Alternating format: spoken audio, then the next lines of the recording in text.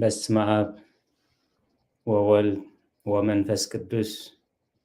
አሐዱ አምላክ። ዝኸበርኩም ህዝበ እግዚአብሔር ነዚ ቅድስቲ ቤተ ክርስቲያን ትህቦ አገልግሎት ኣብዘት ዘለኹሞ ብጥብዓትን ብኣንቃዕድዎን ትከታተልዎ ዘለኹም ቅድስቲ ቤተ ክርስቲያን እሴተ ጻድቃን ኣስበ ትሑታን ይኽፈልኩም ትብል። ንኩሎም በዚ ሰዓት እዚ ኣብ ፀበባ ኣብ ፀገም ኣብ ሽግር ንዘለዉ ረህዋ ሰላም ቅሳነት ዕረፍቲ ይሃቦም። ኣብ ቤት ማእሰርቲ ንዘለዉ ምውፃእ ሓራ ይፍጠረሎም። ብሞት ስጋ ንዝተፈልዩና ገነት መንግስተ ሰማያት ሃገረ ቅዱሳን የዋርሶም። ኣብ መሪር ሓዘን ንዘለኹም ከዓ ደበሳ ቅዱሳን ይደብስኩም። ንኩላህና ከዓ እግዚአብሔር ዘስተውዕሎ እምሮ ይሃበና። ዝኸበርኩም ህዝበ እግዚአብሔር ንዓይ ንበረኸት ዝኸውን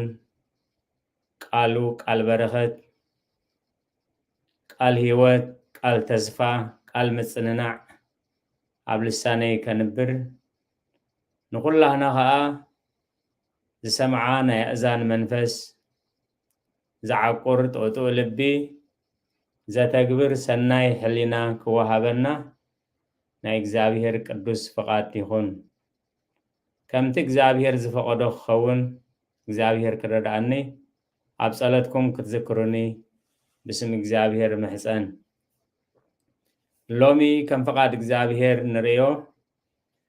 ናይቲ ሒዝናዮ ዘለና ዓብይ ኣርእስቲ ሓቀኛ መንፈሳዊ ኣገልግሎት ኣብ ዝብል መበል 12 ኣርእስቲ ኮይኑ ሓቀኛ መንፈሳዊ ኣገልግሎት ብሚዛን ሕጊ እግዚአብሔር ዝብል ኣርእስቲ ከነስተንትን ኢና።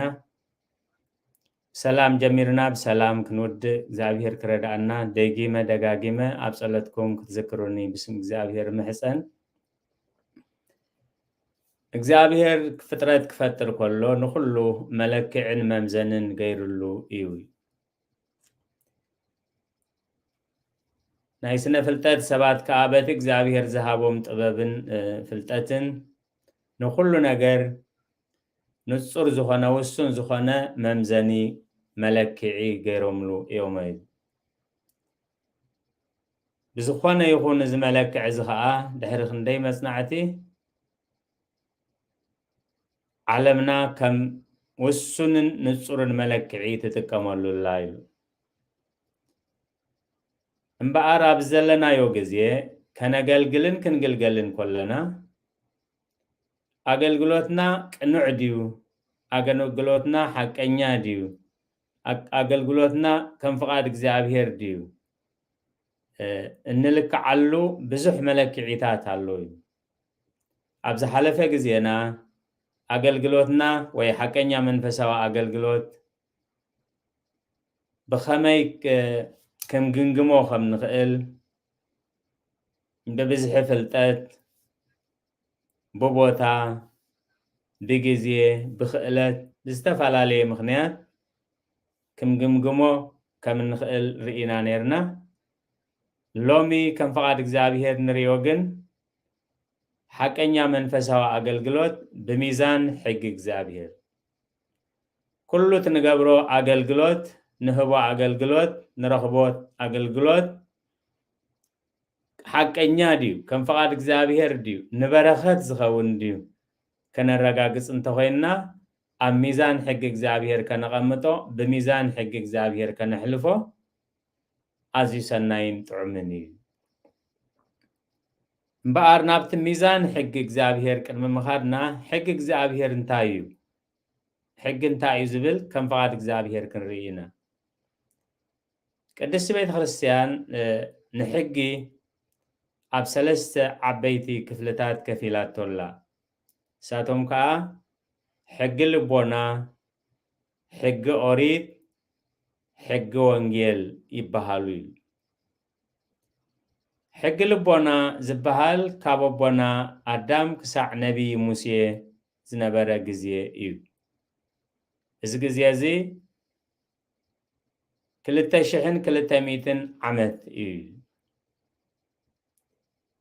حق لبونا بخمينا بحق صحف كم استغيره أب مصحف هنوك معرف 19 وزر 22 سب بسأليم كلام هايمانوت كسرنا عيتولدن سبات كمل أختي صادقان النصحان كوينهم كنورو دا أمبر نخمزي عيتفتروني سب بسأليم كلام هايمانوت كسرنا عيتولدن مالوتن تايو سب كفتر كله بحق لبونا كنبر يتفتيري دحرود كاتجن نايمر الساعن نايدن قرنان منفس نداو حاتو مسكده بجدي حق صحوف عدليوي إذا حق صحوف زخاء اتنموسي يزتوهبو محاموش حقاقات اكزابيهر زقالسو بقى اتومي جمري حق أوريد كابليك أنبيات موسى كسع بلدت قويتانا يس كريستوس زنبارا قزي خوينو شحن شدشميتن 50 عمتي نازي حق زي دياقون استيفانوس قداماي سماعت خبلهم كله أب قبر هاريات معراف شوعات تغزر 53 نسخاتكم نتحقي بإيد ملاخ تتقبلكم وس أحلهم وني እግዚአብሔር ንበረኸት ከሆኖም መምርሒ ከሆኖም ምእንቲ ነቲ ሕጊ ናይ ብሉይ ኪዳን ወይ ሕጊ ኦሪት ብኢድ መላእኽቲ ከም ዝሃቦም ገሊጹ ኣሎ ሳልሳይ ሕጊ ወንጌል ዝበሃል ካብ ልደት ጎይታና ኢየሱስ ክርስቶስ ክሳብ ካልኣይ ምጽኣት ጎይታና ኢየሱስ ክርስቶስ ዘሎ ግዜ እዩ ጎይታና ኢየሱስ ክርስቶስ ነዚ ሕጊ ዝኽገልጸሎም ከሎ ካብቲ ዝነበረ ሕግታት أماتيوس معرف 22 قصر 4 أبزن كلتا تأزازات زياتن بزلو حق النبياتن تسغيلو الله انتاين السنكا فغريك زابهيرن فغريب بساين نكزابهير أملاحكا بخلو لبخا بخلو حيلخا بخلو نفسها بخلو أمرها أفكره زيات قدامي تتزازيا اتا خلايتان تمسلانكا نبصايكا كم نفسها افقروت بليا سلازي ابزن كلته تزازات زياتن اوريت النبياتن تسقيلولو ابوتات قدست بيت كريستيان نزوم ثلاثه حقتات مالت حق لبونا حق اوريت حق وانجيل እግዚአብሔር بخمي أب هيوتنا كم زحاتمو أب شوعات مدبات مديبومو اللو إزغا سنة أملوه እግዚአብሔር أب شوعات محتم حقي سنة أملوه مالت እግዚአብሔር بفطراتو زمن خلو فطراتنا እግዚአብሔር زملوه كمون فطرات همنا نحد حدوم زنبروه كم فقاد እግዚአብሔር كم حق እግዚአብሔር زنبروه نابرا مالتي قداماي حق تفترو ناي سنة فطرت حقي እግዚአብሔር بسنة فطرت غيرو يمهرنا بسنة فطرت غيرو يلبمنا ايو اذا كله حق تفترو وي حق سنة فطرت إلهم قلصو مزمور داويد معراف 19 قصر 1 سمايات كبر أملاخ يزنتو تفركا قبر أداو يوري سمايات كبر أملاخ يزنتو تفركا قبر أداو يوري እግዚአብሔር عدت صحاين ورحن كواخبتن دمنان قمن نوقدن بركن كما يقروا وهاهيدو كم زسرعو أمو كم تكزابهر السرعو خينو نزمانين زماناتن كخير كله كابو بزح نقر سلان مهر أبوتات قدس بيت خريستيان نكزابهر كابتوم كالوت أمالختي زبلوهم أحزاب كفالي وخلو سماين مدرن بحرن أبعاتهم زنبرو زرعيون زي الرعيون زفتره هياون زلا ألماون نكزابهر يلوم قلسوي سلازي سمايات ينقرا قبر እግዚአብሔር وقبر أدويه يدعى سمايات إلات لإلات تقوس نبيذة وليليت لليليت هيد تبابيلو نزم عراف زي قليس والله اتخالا اي حق حلينا يبهال مالت إذا حق حلينا زبهال أب رومي معراف كلتا قصرى 15 اتوم حق زي بلوم أحزاب حلينا أمنا مسكرلو حسابهم نحد حدود ناتخاسسه ويس ناتخالاخله اتقبر حقي أبلبهم صحف مخانو يري اللومو نتأب حق زلو ببهريوم تدريخهم كابز قبروس نساتهم حقين دا زي بلومكوا نرئسهم حقي يومي سلغالاتو እግዚአብሔር ዝተመስገነ ይሁን نساتهم حقين دا زي بلومكوا نرئسهم حقي يومي إذا حق زخاء حق حلينا إلو معبوتات بتخريستيان سالساي حق صلات امني ابز ساعات 24:12 እግዚአብሔር ደማኑ ሙሴ ናባይ አብዝ ኸረን ደይብ አቡኻ ጽናሕ ጽላት እምንን እትኽትምህሮም ኢለ ዝጽሓፍክዎ ሕግን ትእዛዛትን ክህበካ የበሎይ እዚ ጽላት እዚ ኣብ ክልተ ጽላት ከም ዝኽፈል እተን ቀዳሞት 4 ትእዛዛት ኣብ ቀዳማይ ጽላት ከም ዝጽሓፉ እቶም 4 ቀዳሞት ትእዛዛት እግዚአብሔር ፈጣርን ፍጡርን ዝራኸብሎም ምዃኖም እቶም 6 ከዓ ካብ ወለድና ጀሚርና ምስ ስድራ ቤትና ምስ ኩሉ ከባቢና ብኸመይ ከም ንነብር ብህድኣት ንኽነብር ብፍቕሪ ንኽነብር ዝሕግዙና እዮም እዩ ስለዚ ኣብቶም ቀዳሞት ክልተ ቀዳማይ ጽላት ዘለው ንእግዚአብሔር ኣምላኽካ ብፍጹም ልብኻ ኣምልኮ ብዘይካይ ካልኦት ኣማልኽቲ ኣይሃልውኻ نمعالت سنبت كتقدسها ذكر سم እግዚአብሔር አምላኽካ በከንቱ አይተልዕል ዝብሉ እዮም እዚኦም ኣብ ተቀዳማይ ጽላት ተጻሒፎም ኣለው እዚኦም እግዚአብሔር ምስ ፍጡራቱ ፍጡራት ምስ እግዚአብሔር በአምልኾ ዝራኸብሎም እቲኦም 6 ካብ ስድራና ጀሚሩ ኣብ ተነብረሉ ምድሪ ዕድሜኻ ክነውሕ እንጀራኻ ክሰፍሕ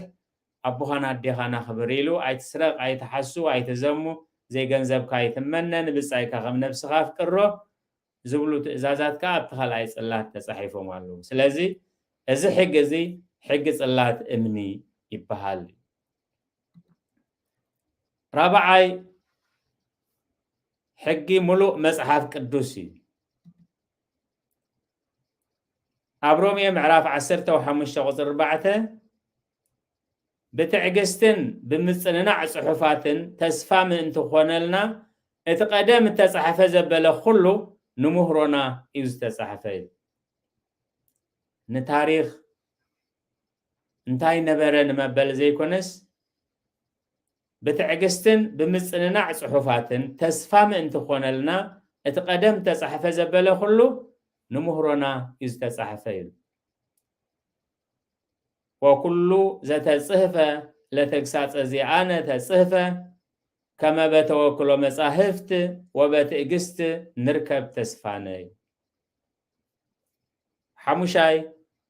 عملات زبن نتبجاونت ناز تقلصة تسقاونت إيسوس كريستوس إذا مقلا زي قدس بيت خريستيان أسترئيو إلى تقلصو زبنا كنانية زبقعلو زبنا محرات زجمرلو جزءات بارنت ديابلوس زبقعلو نحنا بدم كريستوس حران ناس أنزخونالو إيو يوحنس أبونجيلو معرف حدا قصر 14 اتقال سقاخونا سقان حق الملي وخا أبانا حدره كبراتو دما كم كبري نايت حد ودو نبو رأناي ስለዚህ ኣብ ሕጊ እግዚአብሔር ብሰናይ ፈቃዱ እግዚአብሔር መለኮቱ ምስተስብኢቱ ኣዋሃሂዱ ኣብ መብልዕ ማል ተወሊዱ በደልና ፀይሩ ንዓና ዘድሓነና ሕጊ እዚ ሕጊ ምድሓን እዚ ከዓ ምስቲ ሕጊ ምስቶም ሕግታት ኣቐሚጦም ኣለው ሻዱሻይ ሕጊ ፅሕፈት ልቢ እዩ እግዚአብሔር ብተስፋ ክህብ ከሎ حجي صحف لبي كم زت تسفوه أملأت زبن كأخم استفسمه نهي إبراهيم صحفي حواري قدس باولوس عم عرف شمون تغزر عسرته دحرتن معالتاتين مسبيت إسرائيل زاعتو خيدان إزيو نحقاقاتي أب حسابهم كأتوه أب لبومون كصحفو إيه أنا أملاح كخونمي نساتهم هزبي كخونني أميبل إكزيابي هذي إذا تسفازي كمي كم استفزمه حواري قدس باولوس أب إبراهيم كم زنريو غاليسوي شاوعين ناي موداتان حقي كريستياناوي هيوتي بقلنا يهون ببيت كريستيان درجة زيادة أبزناي موداتا حقي مالت حقي كريستياناوي هيوت كنتكر كنغلب زابير ردعنا إذا حقي كريستياناوي هيوت أبلبنا استصحفت كل سب زفلتان زنببان دبدابينا نسخاتكم يهم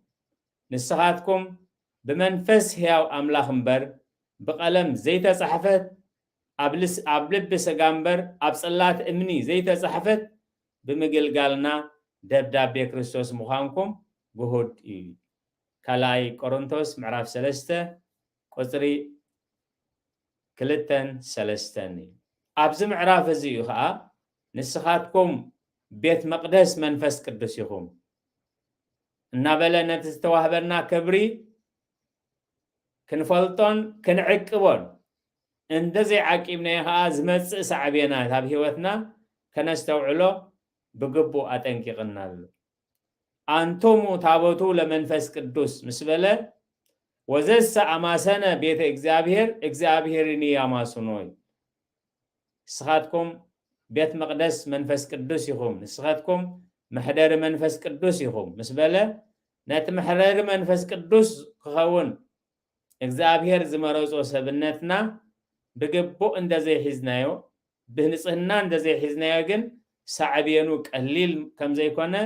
እግዚአብሔርን ያማሱኖ ስኻትኩም ቤት መቅደስ መንፈስ ቅዱስ ይኹም ሓደኳ ነታ ቤት መቅደስ መንፈስ ቅዱስ ዝኾነ ሰብነቱን ተማሰነ እግዚአብሔር ከአ ከማሰኖ እዩ ካብዚ ሰውረና ደጊሙ ነዚ መቅደስ ዚ أب سماياوي مس أملاخ زلو حبرت إغزابير مس مؤمنانو زلو حبرت كجلس كله أبرا يوحنس معرف 11 قصري 19 سبع عسران حدن إتا أب سماي زلا مقدس أملاخ كأتخفتت أبتا مقدس أملاخون تابوت كيدانو ترائي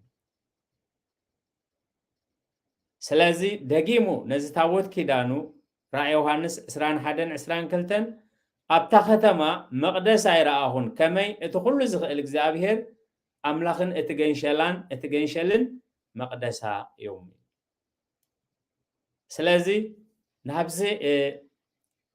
حق خريستياناوي هيوت كالز كله أهب لوقاس معرف 14 وزر 24 اتوم نهب درار تمرع غنشل زتعدمو بصانيوم مسبله كابتوم زتعدمو سوت حد كان دراري اي كتعمونيلو كبيد متن قطا اقميت النال سلازي ازوم شوعت نحق እግዚአብሔር ማህተማት ነቶም ሰለስተ ከመይገሮም ከምዝተግበሩ ከመይገርና ከምነለልዮም ከመይገርና ከምነለልዮም በገቦ አቦታት አቀሚጠሙ አለው سلازي نزي حق زي انتاي مسل حق እግዚአብሔር انتايو كنرئي كاب مزمور داويت معرف 19 قصري شومنتن تشعتن كنرئينا بحافشا بزعبا حق እግዚአብሔር ግን ኣብ መዝሙር ዳዊት معرف 119 ኣብቶም ኣሌፋት ከም ፈቃድ እግዚአብሔር ንዝመጽእ ግዜናውን ኣብኣቶም ስለነተኩር ነዚ ምዕራፍ እዚ دقيمنا كنريو كنستنتنو እግዚአብሔር ይደግፈና ሕግ እግዚአብሔር ፍጹም እዩ ንነፍሲ መልሳ ምስክር እግዚአብሔር እሞኒው ንገርሂ የጥብቦ ስርዓት እግዚአብሔር ቅንዕዩ ንልቢ ይሐጉሶ ትእዛዛት እግዚአብሔር ንጽሑ ንዒንቲ የብርህን فرحات እግዚአብሔር ንጽሑ ንዘለዓለም ይነብር ፍርድታት እግዚአብሔር ሓቂ ብዘለውን ጽድቂ ባርያኻ አብኡ ተማሂሩ ብምሕላው ዓብኻ ሕሳሎ ንጌጋታቱ ዝፈልጥ መን እዩ ካብቲ ተሰወረና ሓጢአት አንጽሐኒ ንልበይ ካብ ትዕቢት ሓልዎ ኣብ ልበይ ከይስልጥንውን ሓልዎ ወአምላኽ ቃላት አፈይን ሓሳባት ልበይ ናብ ቅድሜኻ ብሁግ ይኹን ስለዚ ልበ አምላኽ ዳዊት ሕጊ እግዚአብሔር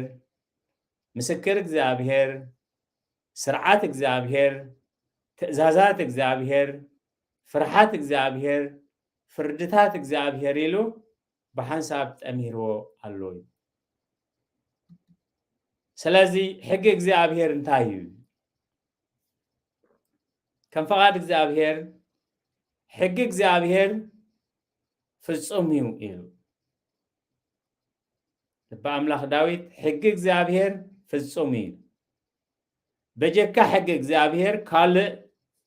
ፍጹም ሕጊ ክህሉ ኣይክእልን እዩ እግዚአብሔር ፍጹም ስለ ዝኾነ በባህሪኡ እቲ እግዚአብሔር ዝሕግጎ ሕጊ ከዓ ፍጹም እዩ ፍጹም ማለት እንከን ዘይብሉ ጉድለት ዘይብሉ ምስ ኩነታትን ምስ ግዜን ዘይቅየር ንሓደ ዝጎድእ ንሓደ ዝጠቅም ዘይኮነ እዩ ሕጊ እግዚአብሔር ፍጹም እዩ ንምንታይ ይጠቅም ኣብቲ ሕጊ እግዚአብሔር እንታይ ይጠቅም ዝብል ኣርእስቲ ክንሪኦ ኢና ግን ንነፍሲ ይመልሳ ኢልዎ ኣሎ ንኩሉ ኣገልግሎትናን ተገልግሎትናን ብሕጊ እግዚአብሔር ክንመዝኖ ዘድልየ እምበኣር ብዘይ ሕጊ እግዚአብሔር ነፍስና ናብ እግዚአብሔር ክትምለስ ነፍስና ናብ ሓቂ ክትምለስ ነፍስና ናብ ንስሓ ክትምለስ ነፍስና ናብ በረኸት ክትምለስ ስለ ዘይትኽእል እቲ ፍጹም ዝኾነ ሕጊ እግዚአብሔር ከድልየና እዩ ሕጊ እግዚአብሔር ፍጹም እዩ ንነፍሲ ከዓ ይመልሳ ብዘይ ፍጹም ዝኾነ ሕጊ እግዚአብሔር ናብ ኣምላኽ ክምለስ ዝኽእል የለን ስለዚ እምበኣር በዚ ሕጊ ዝገርና ናብቲ ፍጹም እግዚአብሔር ብምቕራብ ብጸጋ ኣምላኽ ፍጹማት ምእንቲ ክንከውን ኣብ ወንጌል ማቴዎስ ምዕራፍ 5 ቁጽሪ 48 ከምቲ ሰማያዊ ኣቦኹም ፍጹም ዝኾነ ንስኻትኩም ከዓ ፍጹማን ኩኑ ሓደ እኳ ባዕሉ ፍጹም ክኸውን ዝኽእል የብልናን ብጸጋ ኣምላኽ ብምሕረት ኣምላኽ ብረድኤት ኣምላኽ ፍጹም ክኸውን ስለ ዝከኣል ግን ጎይታ ኣብ ቃሉ ከምቲ ሰማያዊ ኣቦኹም ፍጹም ዝኾነ ንስኻትኩም ከዓ ፍጹማን ኩኑ ኣምላኽና ጎይታናን መድሓኒናን ኢየሱስ ክርስቶስ ብባህሪኡ ፍጹም እዩ ንሕና ከዓ ብጸጋ ኣምላኽ ፍጹማት ክንከውን ይዕድመና እዩ ደጊሙ ልበ ኣምላኽ ዳዊት ኣብ መዝሙር ዳዊት 119 ቁጽሪ 91 ብዘሎ ኩሉ ንዓኻ የገልግል እሞ ክሳዕ ሎሚ ከም ሕግጋትካ ቆይሙ ኣሎ ብዘሎ ኩሉ ንዓኻ የገልግል እዩ ክሳዕ ሎሚ ከም ሕግጋትካ ቆይሙ ኣሎ እንታይ ክሳዕ ሎሚ ከም ሕግጋትካ ቆይሙ ኣሎ ዝብሎ ኣብ መዝሙር ዳዊት 104 ኣብ ትግርኛ 103 ከኣብ ግዕዝ ቁጽሪ 1924 ታመጽእ ጽልመተ ወትሰምል የሊተ ጸልማት ተምጽእ እሞ ለይቲ ኢልካ ትሰምዮ ወይወፅኡ ቦቱ ኩሉ ኣራዊተ ገዳም ኩሎም ኣራዊት ገዳም ከዓ ጸልማት ምስ ኮነ ይወፁ ወይስእሉ ሲሳዮም ወሃበ እግዚአብሔር ናብ እግዚአብሔር ከዓ መግቦም ይልምኑ እጉላ ኣናብስቲ ይጥህሩ ወይስእሉ ገልገላት ኣናብስቲ ከዓ ናባኻ ይልምኑ ንስኻ ከዓ ምግቦም ትህቦም ወሰበ ሰረቀ ፀሓይ ይኣትው ውስተ ግበቢኦም ፀሓይ ክበርቕ ከሎ ጸልማት ከልግስ ከሎ ናብ ጎግ ጉድጓዶም ይኣቱ ኢሉ ዝኾነ ሓይሊ ኮብኪቡ ናብኡ ዘእተዎም የለን ኢሉ በቲ ሕጊ ተፈጥሮ ብርሃን ክመጽእ ከሎ ናብ ጉድጓዶም ይኣቱ ወይወፍር ሰብ ወይውእል ወይትቀነይ እስከይመስል ሰብ ከዓ ፀሓይ ክበርቕ ከሎ ናብ ስሩሕ ይወፍር ክሳብ ፀሓይ ዝዓርብ ከዓ ከዓይ ይውዕል ፀሓይ ክትቀፍእ ከሎ ከዓ ሰብ ከዓ ናብ ቦቱ ይምለስ ምስ በለ ኦ እግዚኦ وكله بطبب جبركي او እግዚኦ እጹብ ግብርከ وكله بطبب جبركي او ጎይታ ስራሕካ ድንቂ ንኹሉ ኸዓ بطبب جبركايو او እግዚኦ እጹብ ግብርከ وكله بطبب جبركي ስለዚህ በአር ነዚ ሁሉ بزل ሁሉ ንዓኻ የገልግል እሞ ክሳዕ ሎሚ ከም ሕግታትካ ቆይሙ አሎይ ደጊሙ ልበ አምላኽ ዳዊት ኣብ ቁፅሪ 142 ኣብ መዝሙር ዳዊት 119 ኢና ዘለና ማለት እዩ መዝሙር ዳዊት 119 ቁፅሪ 142 ጽድቅኻ ናይ ዘለዓለም ጽድቂ እዩ ሕግኻ እውን ሓቂ እዩ እግዚአብሔር حقኛን እሙንን አምላኽ እዩ እቲ እግዚአብሔር ዝሓገጎ ሕግ ኸዓ ሕግ ጽድቂ እዩ ሕግኻ ጽድቂ እዩ ሕግ እግዚአብሔር ንኹሉ ንኣማኒ ጥራይ ዘይኮነ ሕግ እግዚአብሔር ንኹሉ ማዕረ እዩ ናትና ርድኢት ናህና ናጠቃቅማን እንደዘይ ኮይኑ ሕግ እግዚአብሔር ንኹሉ ፍጡር ብማዕረ እዩ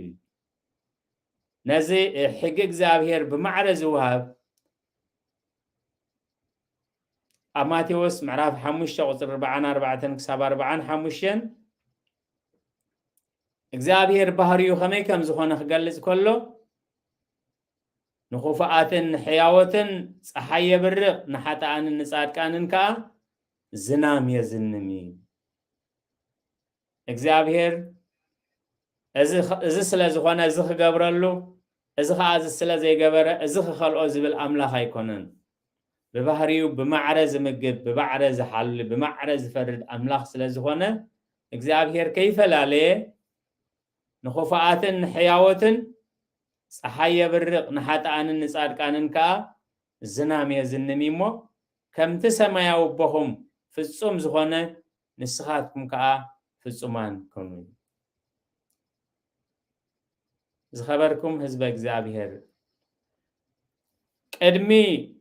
ንኣገልግሎትና ንንግልገለሉ ኣገልግሎት ቅድሚ ብሚዛን ሕግ እግዚአብሔር ምምዛና ሕግ እግዚአብሔር እንታይ እዩ ክንፈልጥ ስለ ዝግባአና እዩ ሕግ እግዚአብሔር ፍጹም እዩ ሕግ እግዚአብሔር ዘይቅየር እዩ ማለት ክሳዕ ሎሚ ከም ሕግታትካ ቆይሙሎ ዘይልወጥ እዩ ሕግ እግዚአብሔር ሓቂ እዩ እግዚአብሔር ሓቀኛ ኣምላኽ ስለ ዝኾነ ንኹሉ ብማዕረ ይህቦ እዩ ከም ሰብ ኣብቲ ንጽበዮን ክኸውን ይንብሎን ኢና ንዓይ እግዚአብሔር ግን በቲ ቅዱስ ባህሪዩ ኣብቲ ዘይከውን ነገር እውን እግዚአብሔር ትዝግብኦ ይገብር እቲ ክኸውን ዝግብኦ ይገብር እግዚአብሔር ንኣብነት ንሊቀ ነቢያት ሙሴ ናብ ፈርዖን ክልእኾ ከሎ ፈርዖን ኣይሰምዓኩምን ስለዚ ፈርዖን እንድሕር ዘይሰምዕ ኮይኑ እግዚአብሔር ስለምንታይ ደኣ ንሙሴ ልእኸሎ እዩ እቲ ንማንም ሰብ ዝተዋህበ ናይ ንስሓ ግዜ እግዚአብሔር ንኹሉ ሰብ ብማዕረ ናይ ንስሓ ግዜ ይህቦ እዩ እቲ ኣፈጻጽማ ግን ንዓና ይምልከት እዩ እቲ ሓደ ነቲ ናይ ንስሓ ግዜኡ ብግቡእ ክጥቀመሉ ከሎ ከም ትጥፍእ ወዲ ከም በዓል ኤልዛቤል ከዓ ነቲ ናይ ንስሓ ግዜ አንጻር ቃል እግዚአብሔር ይሕልፍዎ ትፍርዲ ከዓ ኣብ ርእሶም ይኸውን እግዚአብሔር ካብ ከም ዝመሰለ ውድቀት ይዓቅበና እዩ ስለዚ ሕጊ እግዚአብሔር እንታይ እዩ ዝብል ሕጊ እግዚአብሔር ፍጹም እዩ ምክንያቱ ሓጋጊ እግዚአብሔር ፍጹም ስለ ዝኾነ እዩ ሕጊ እግዚአብሔር ዘለዓለማዊ እዩ እቲ ዝሓገጎ ኣምላኽ ዘለዓለማዊ ስለ ዝኾነ ንዘለዓለም ይነብር እዩ ካልኦት ሓለፍቲ ዝሕግግዎ ሕጊ መጀመርያ ፍጹም ክኸውን ኣይክእልን እዩ ካልኣይ ከዓ ንሳቶም ክሓልፉ ከለዉ ምስኣቶም ሓሊፉ ታሪክ ኮይኑ ይተርፍ እዩ ስለዚ ሕጊ እግዚአብሔር ፍጹም እዩ ሕጊ እግዚአብሔር ዘለዓለማዊ ዘይልወጥ እዩ ሕጊ እግዚአብሔር ሓቂ እዩ ስለ ቃላቱ እግዚአብሔር ዝተመስገነ ይኹን ጥቕሚ ሕጊ እግዚአብሔር እዩ ሕጊ እግዚአብሔር ንምንታይ ይጠቅም كم تقدمنا نريو صنحنا ننفسي يملساي سب بزحنا فلته بزحنا قلقله بزحنا دخمه بزحنا سقومه بحقق زابهير كم حقق زابهير اند زي كوينغن ترفو دخام راي يزخون سلازي حقق زابهير ننفسي ملسا مزمور داويد معراف 119 قصر حدا بمقدوم فصمات زخونو بحق እግዚአብሔር ዝመላለሱ ብፁዓን እዮም بمقدوم فصمات زخونو بعلهنا فصمات نكون አይንክእልና በቲ እግዚአብሔር ዝሃበና ጸጋ በጸጋ አምላክ ኢና ፍጹማት ንከውን ንክእል بمقدوم ፍጹማት ዝኮኑ بحق እግዚአብሔር ዝመላለሱ ብፁዓን እዮም ኣብ ነፍሱ ወከፍ ስጉምቲ እዚ ስጉሞ ዘለኹ ምስ ሕጊ እግዚአብሔር ዝሰማማዕ ድዩ እዚ ዝሓስቦ ዘለኹ ምስ ሕጊ እግዚአብሔር ዝሰማማዕ ድዩ እዚ ዝዛረቦ ዘለኹ ምስ ሕጊ እግዚአብሔር ዝሰማማዕ ድዩ እዚ ዝገብሮ ዘለኹ ምስ ሕጊ እግዚአብሔር ዝሰማማዕ ድዩ ሎሚ ብዝመስለናን ብዝደለናዮም ስለንኸይድ ስም እግዚአብሔር እናፀዋዕና ክንፃረፍ ስም እግዚአብሔር እናፀዋዕና ብዙሕ ነገር ክንገብር ታራ ነገር ኮይኑ ይስማዓና ኣሎ ስለዚህ በመገዶም ፍጹማት ዝሆኑ በሕግ እግዚአብሔር ዝመላለሱ ብፁዓን እዮም ስለዚህ ሕግ እግዚአብሔር ብጽና የውህብ ኣብ መዝሙር ዳዊት 119 ቁጽሪ 10 ልቦም ከም ሰብሒ ረጎደ ኣነ ግና ብሕግኻ ባህ እብል ኣለኹ ካልኦት ሰባት ብዛዕባ ሓላፊ ነገር ብዛዕባ ዝረአ ነገር ብዛዕባ ምድራዊ ነገር ብዛዕባ ሓላፊ ነገር ከሓስቡ ከለው ከምኡ ሓሲቦም ኢለ ይሓስብን ከምኡ ሰሊጥዎም ኢለ ኣይቀንዕን ከምኡ ሰሊጥዎም ከምኡ ክሕዝ ከምኡ ኩንን ኢለ ላዕሊ ታሕትና ይብል ኣነ ግና ኢሉ ኣነ ግና ብሕግኻ ባህ እብል ኣለኹ ከም ሰብ እቲ ሰብ ዝበፅሖ ናይ ምድሪ ነገር ሃብትን ስልጣንን ኩሉ ሓሊፍዎ እዩ ግን ልዕሊ ኩሉ ዝሕጉሶ ዝነበረ ብሕጊ እግዚአብሔር ይሕጎስ ነይሩ ደጊሙ ኣብ ቁጥሪ 77 ነስተንትነሉ ዘለና መዝሙር ዳዊት 119 ምዕራፍ 119 ስለዚህ ቁጥሪ ጥራይ እንዳገለጽኩ ኸይድ ኩልኩም ነዛ አገልግሎት ትካታተሉ ዘለኹም ነዚ መዝሙር ዳዊት 119 ግዜ ገርና ከነስተንትኖ ከዘኻኽር ደሊ ሕግኻ ደስታ እሞ ብህይወት ከነበርሲ ምሕረትካ ይውረደኒ ሕግኻ ደስታ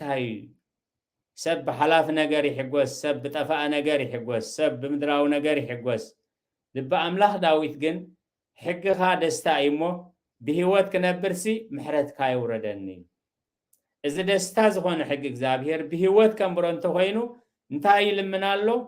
ምሕረት እግዚአብሔር ምክንያቱ ንሕና በዓልሃና ፍጹማት ክንከውን ኣይንኽእልኒና ብምሕረት እግዚአብሔር ክወሃቦሞ ብህይወት ክነብር በቲ ብህይወት ዝነብሮ ዘሎ ናብራኻ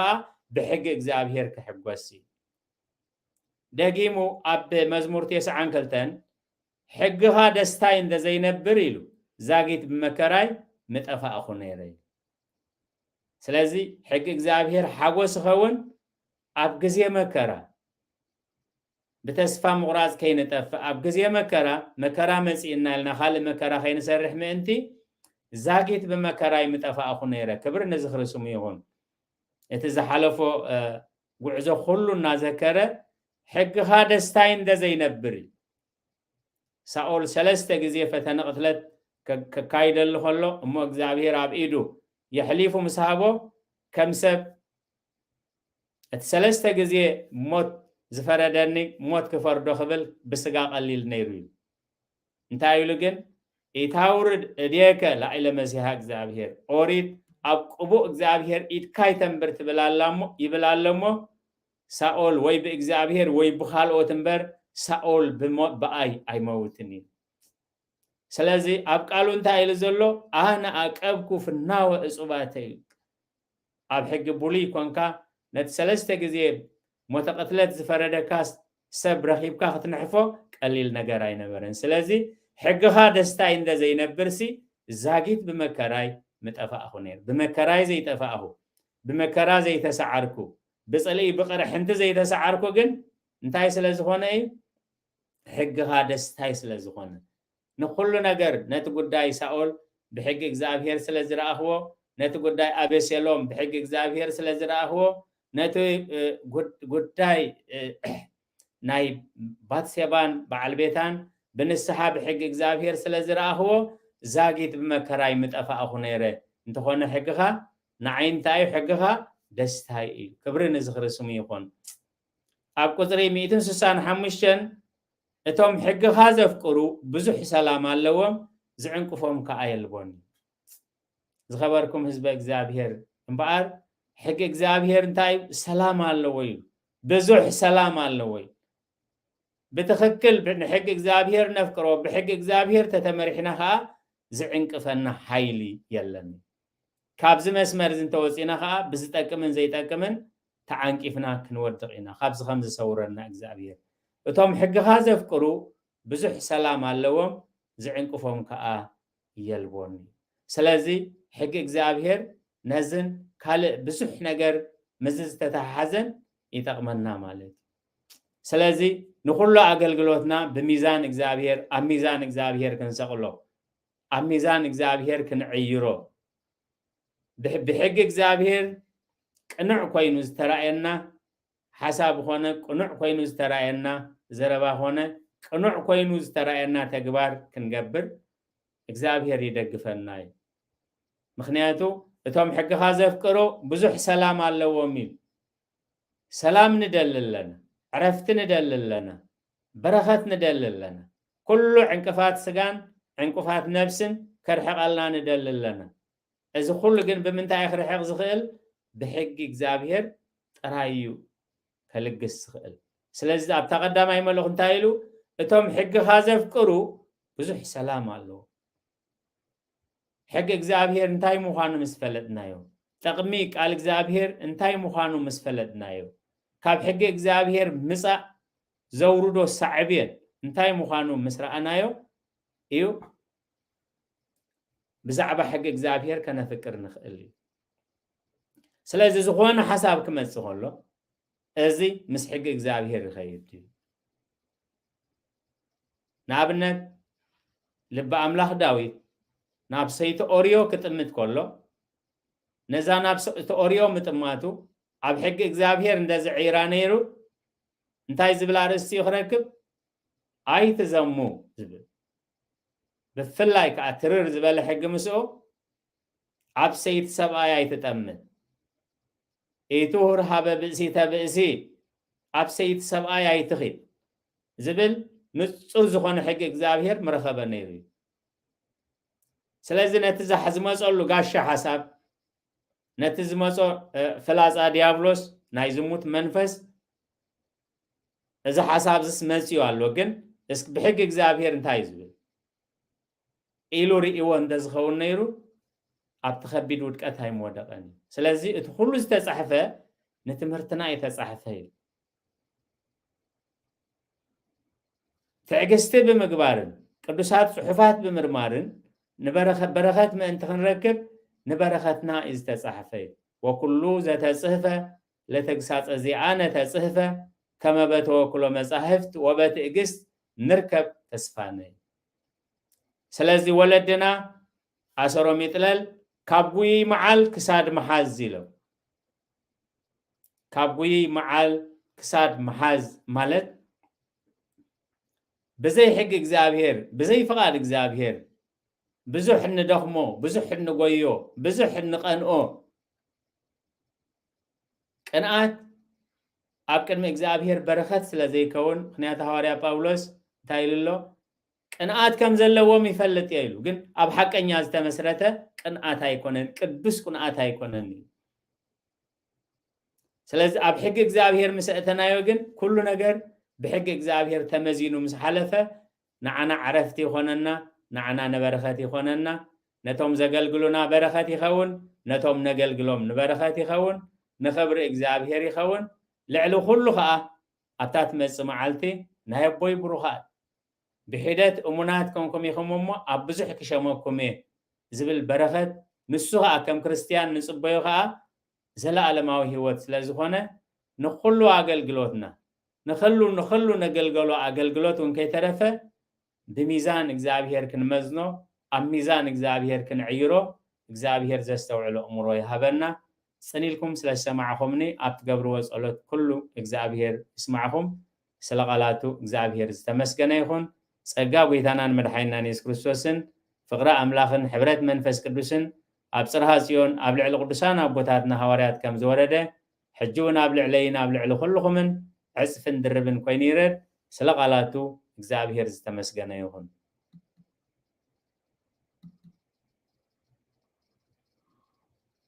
آمين آمين على هو تسمعنا بنا مرقتا